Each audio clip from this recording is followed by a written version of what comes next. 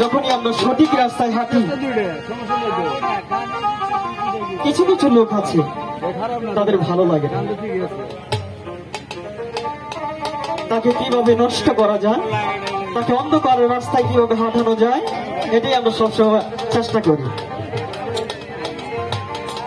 যাই হোক, আমার এই গানটা আমার এই কষ্টেরই গান।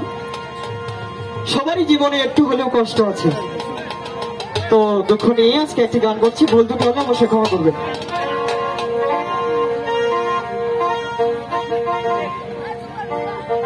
আমাদের আজকে অনুষ্ঠানের উদ্বোধক জনাব নুরে আজম ভাই মমিজ এখানে খুশি হয়ে 500 টাকা পুরস্কৃত করেছে। তো দেবার মতো কিছুই নেই, আছে শুধু ভালোবাসা, শুধু ভালোবাসাটুকুই দিতে পারবো। দুঃখ বোঝার মানুষ নাই,